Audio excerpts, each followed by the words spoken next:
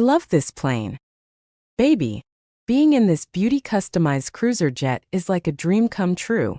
Never thought you could pull this off. Thanks for showing me what it means to be loved. Thorne smiled. Eyes closed. Head rested on the beautiful exotic fabric of the cushioned seat of the plane. Welcome to Deadend Stories, where real crimes reveal the darkest sides of human nature. And every story leads to a point of no return. The rain in Charlotte didn't just fall. It hammered against the floor-to-ceiling glass of Arthur Vance's corner office, a rhythmic drumming that usually calmed his nerves. But today was different. It sounded more like a countdown. Arthur adjusted his silk tie. His reflection in the glass curated a man who looked like the definition of grace. At 45, he was the youngest regional manager at Sterling Trust. Arthur wasn't just a banker. He was a gatekeeper. To the local community, he was the go-to man. The man with the big heart. A man who believes that his seat at bank, behind the mahogany desk, was a divine appointment. An opportunity to help. Every man deserves a chance at life. To turn a struggling baker into a franchise owner. To help a widowed mother start her own fashion business. Rules were made for man, not cast on stones. Arthur said while having a candle-light dinner with his wife Elena one late evening. And sometimes you have to move the fence to let the sheep graze. Elena smiled lovingly, eyes full of the same unwavering trust that Arthur's clients had. They had two beautiful children, a beautiful and well-furnished home that smelled of lavender and cedar, and a life built on the bedrock of faith, love, and integrity. Or so he thought. The shift began with Elias Thorne. Thorne was a charismatic developer with a smile that could sell ice to a glacier. He came to Arthur with a vision for the Meridian, a massive sustainable housing project that would revitalize the city's east side. Though the numbers were slightly off, the collateral a bit thin, but the account statement spoke volume history of extensive payments received from previous jobs executed over the years. And their referrals were good as well.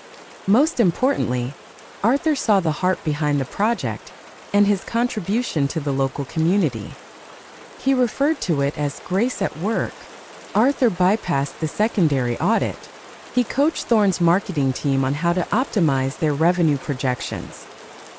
He even looked the other way when his star-performing staff, Sarah, a relationship manager, a lady he mentored from inception as an intern, began spending suspicious amounts of time at Thorne's private club. He negated all the warning signs as he clicked approve on a $40 million credit line. But the greater good started to rot from the inside out barely 6 months down the line. The rhythm of the rain was interrupted by a sharp, cold knock on his door. It wasn't Sarah with his usual coffee. It was in the shape of 3 men, 2 in charcoal suits and a third in a dark blue suit, who happens to be the head of the internal audit unit of the bank in the zone. Arthur's stomach dropped into a cold, dark abyss. As they laid the documents on his desk, the world turned cinematic. The sounds of the bustling bank floor outside faded into a high-pitched ring. That the Meridian project didn't exist. It was a shell company. The approved funds were diverted into offshore accounts and high-stakes crypto lending purses. The contract documents, the 30% equity contribution, bank statements, etc. were all falsified and confirmed by Sarah. The hallmark of the fraud was the inducement report and threat to life adduced by Sarah, his protege. Also provided logs, emails, and recordings, claiming Arthur had coerced her into the scheme in exchange for a 10% kickback. The arrest was silent and swift. No handcuffs in the lobby, they gave him that much respect, but the walk to the elevator felt like a mile-long gauntlet. In the interrogation room, the fluorescent lights hummed with the predatory energy. The lead investigator, a woman with eyes like flint, leaned in. "You had a perfect life, Arthur. Integrity was your brand. Why did you take the $5 million from Thorne?" "I didn't take a dime," Arthur's voice cracked. "I was helping him build the East Side."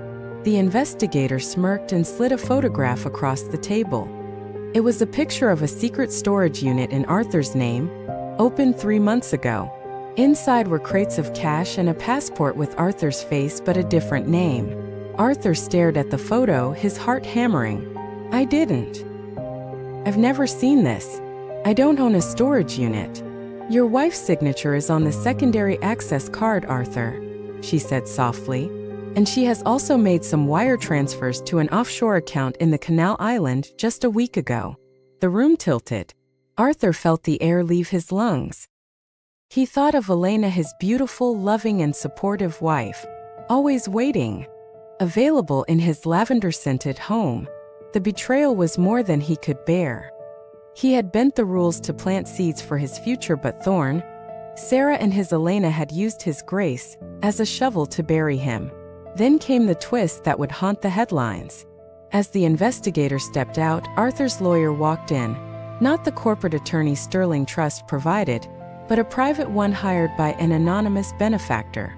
The lawyer leaned in and whispered, "Elena says hello. She also says thank you for moving the fences. It made it so much easier for her and Elias Thorne to move the money." The realization hit Arthur like a freight train. Thorne wasn't just a client. He was the man Elena had been seeing every Tuesday when she was at yoga. They had rigged the game right from the very start. Arthur hadn't been positioned by grace to help the community. He had been positioned by his own wife as the perfect man for the fall. As the cameras in the interrogation room blinked red, Arthur realized the psychological horror wasn't the prison cell waiting for him. It was the fact that he had built the walls of his own cage, piece by piece. Outside, the Charlotte rain finally stopped, leaving a cold, deceptive stillness over the city. If you did enjoy this story, please like, comment, and subscribe for more deep, thrilling, and exciting stories.